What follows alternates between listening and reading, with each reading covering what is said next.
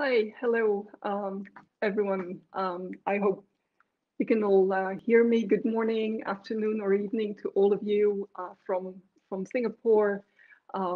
Thank you for joining us and listening to this pitch. It's another and privilege to be present and to present the data privacy project of our Asian Business Law Institute, or ABLI, to you. But before I begin, I think on behalf of ABLI, I would like to express our deepest gratitude and admiration to the forum team for the achievement of putting together this huge global event in the current circumstances. So, well, very well done. And thank you so much for giving us this opportunity. So let me share a couple of slides with you. I hope you can see them. Here we are. So very quickly, who are we? ABLI.Asia. Oops, all right. I'll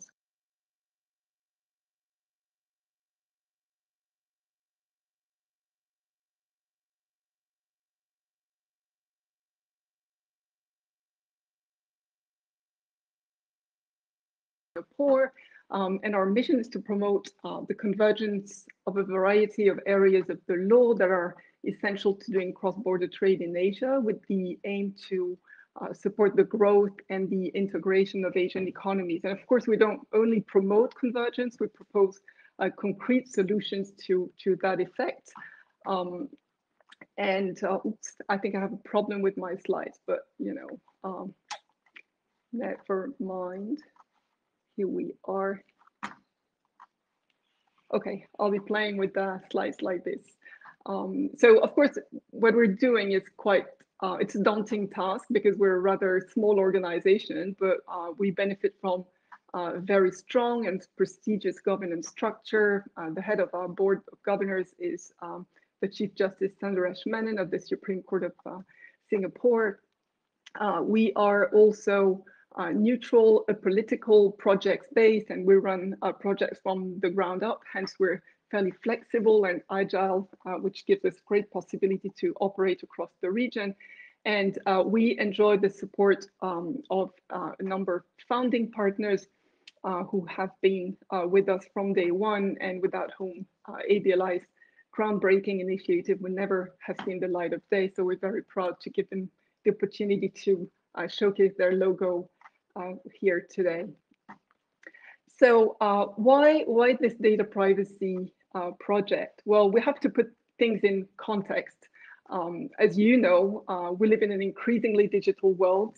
We rely on technologies in nearly every aspect of our lives, and our personal data, which says everything about us, who we are, who we know, where we are and where we go, what we think, what we buy, what we pay for, the health we're in, if we're in good or bad health. All this information about us is being collected, processed, used, shared, analyzed in ways which were unimaginable a few years back.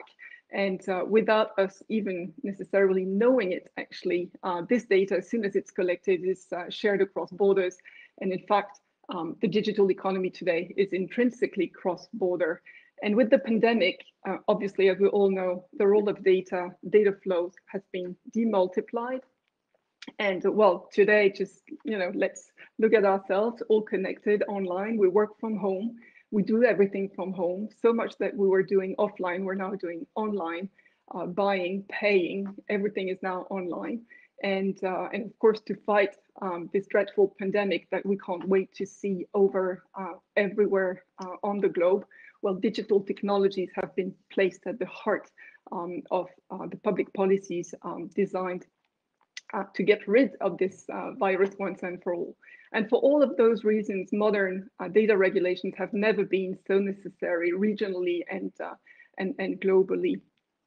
And so, well, the results of this social technological trend, if you will, is a boom in an incredible acceleration of the adoption of such data protection and privacy regulations across the globe, and particularly in Asia.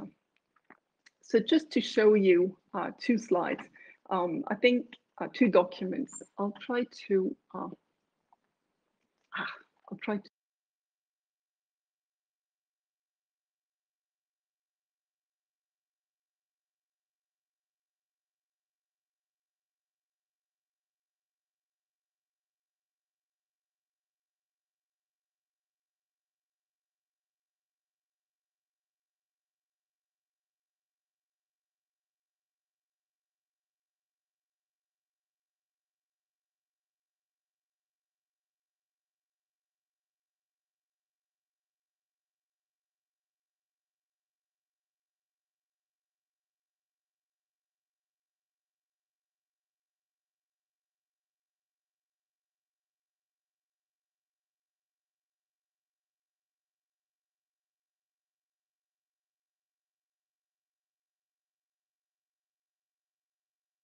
So this trend is definitely growing in the Asia Pacific, particularly, but there are a number of challenges attached to the development of these data regulations in Asia. First of all, let's say it's an excellent thing, of course, that Asia is going up the ladder of more countries are adopting data protection laws, because as Asia is embracing the digital revolution, and Asian players are in the lead in nearly every aspect of digitalization, in e-commerce and fintech.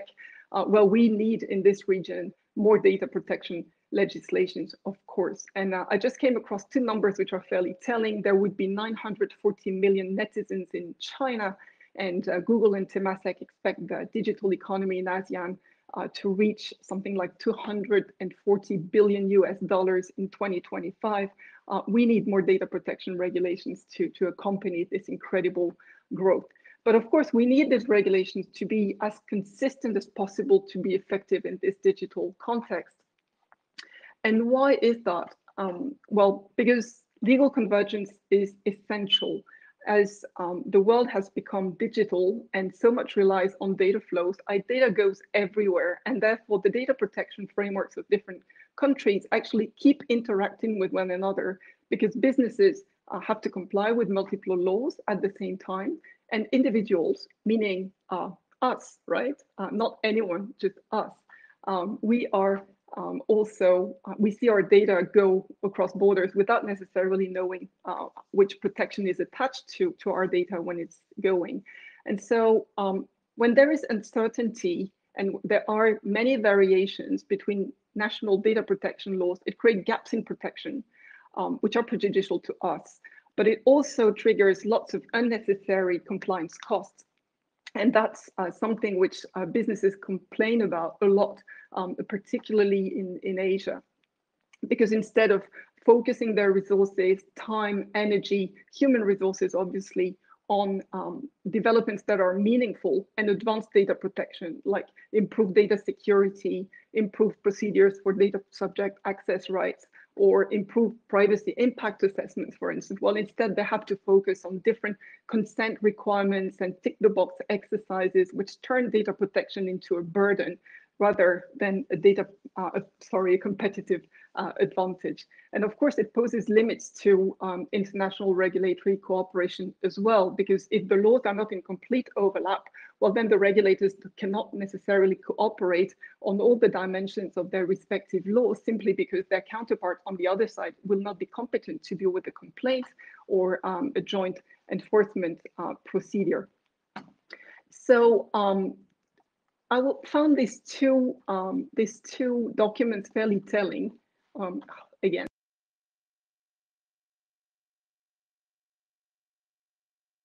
you might, it's really difficult. There's a glitch here. Okay, there we go. I'm so sorry about that.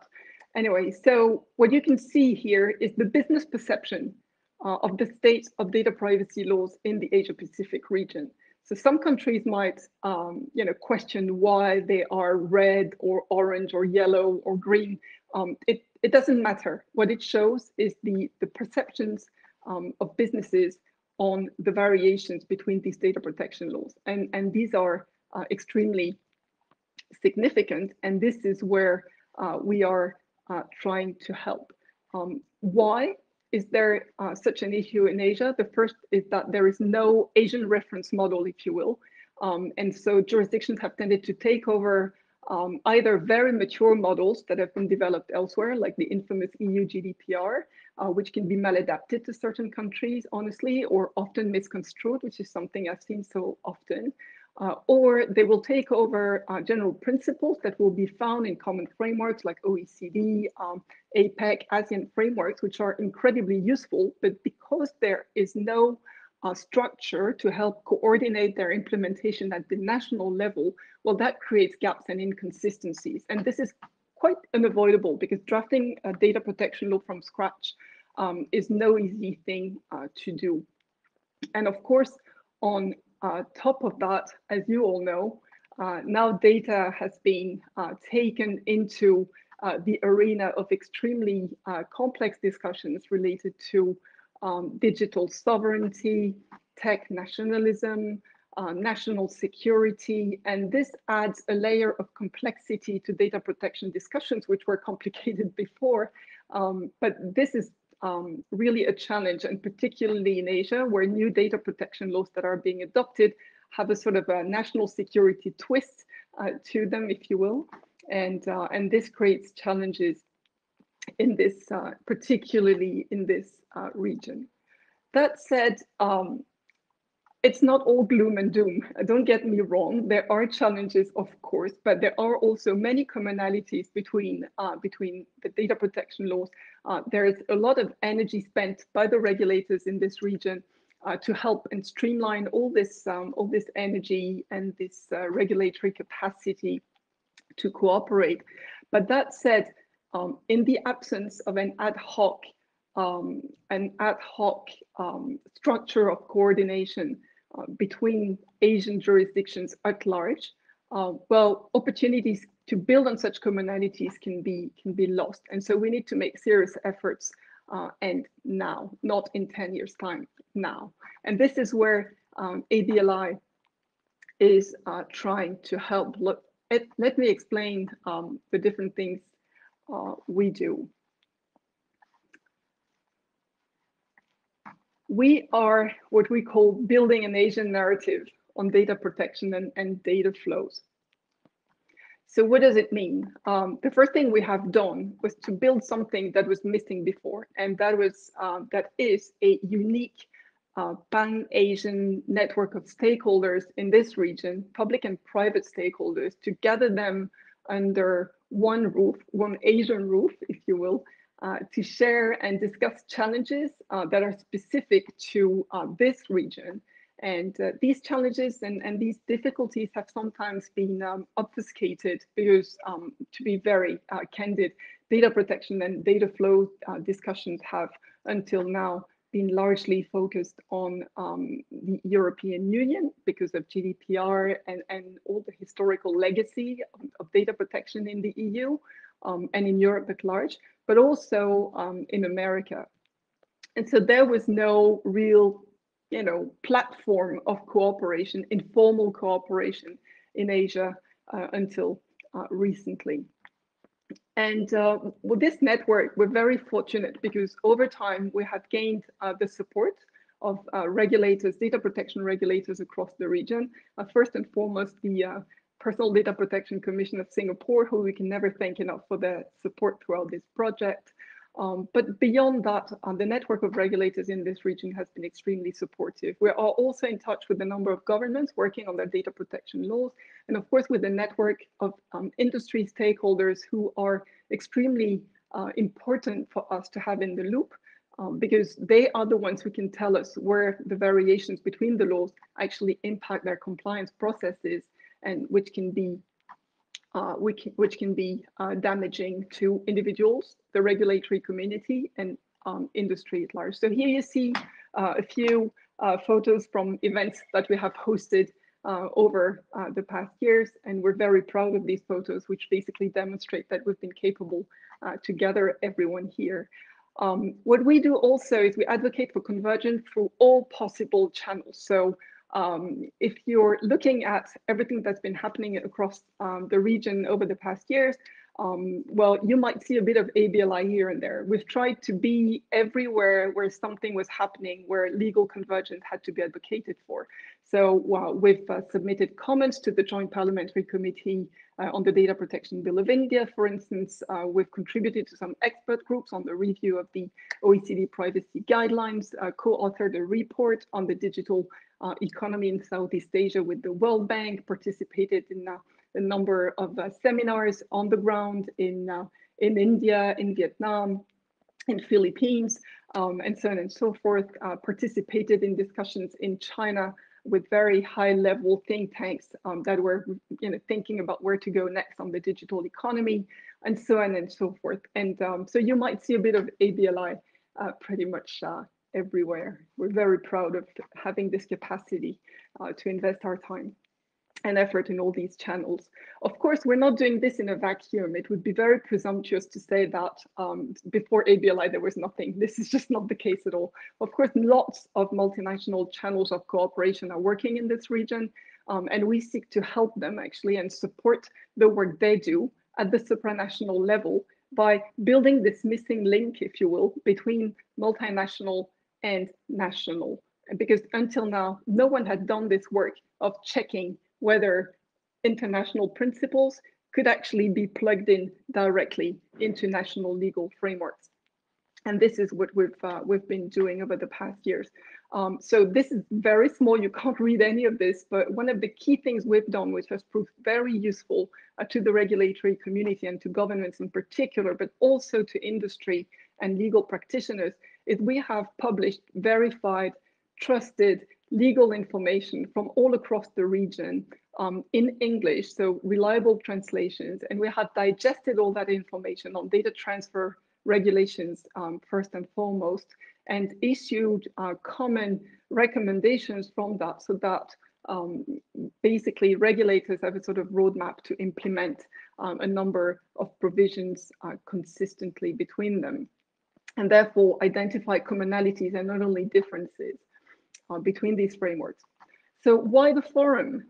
Why? Well, because we are sure that what we do is useful and is the right thing to do. We've had countless signs that our work would be welcome all across the region, and we would like to do more.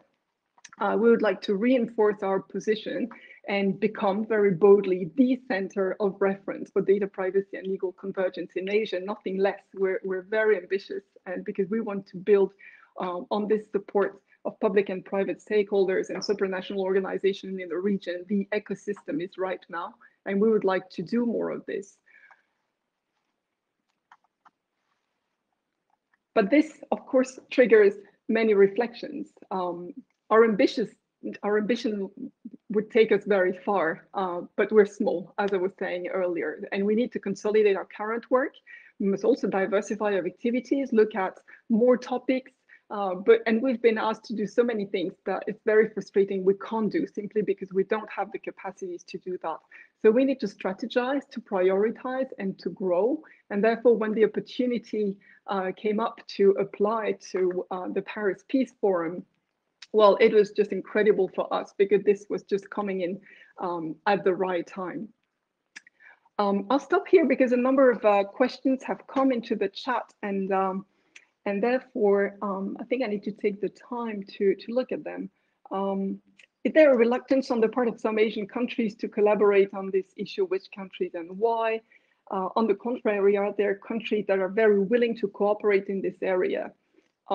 Everybody's happy to cooperate. Everybody, every single country in the region at the different stages they're at are interested in international cooperation. And for me in particular, I mean, that's a personal comment, but coming from Europe 6 years back to Asia, I had not expected collaboration to be so easy. Easy in the sense that there's a genuine willingness from all stakeholders to engage. And even in countries that seem extremely challenging, and all countries are different, countries like China or India or smaller countries in ASEAN where I didn't know if we could even identify someone to talk to, well, eventually you always find someone to talk to, and the level of maturity in each region, in each country, sorry, varies, but there is a clear intention to cooperate. The challenge, I would say, is to coordinate between different countries that have different approaches, in particular to data flows, and that crystallizes in particular around data localization requirements. But let's not over focus on this. This is a very serious matter, of course, but there are many other topics that we can look at and where coordination is welcome and possible. Um, did the challenges get more difficult during COVID? Definitely, of course. COVID has amplified all the problems that were here before, but also amplified, it's interesting, the appetite for common solutions. So just to give you an example, India has a data protection bill pending. We had hoped that this law would go out very quickly, and it actually didn't go as quickly as we would have liked.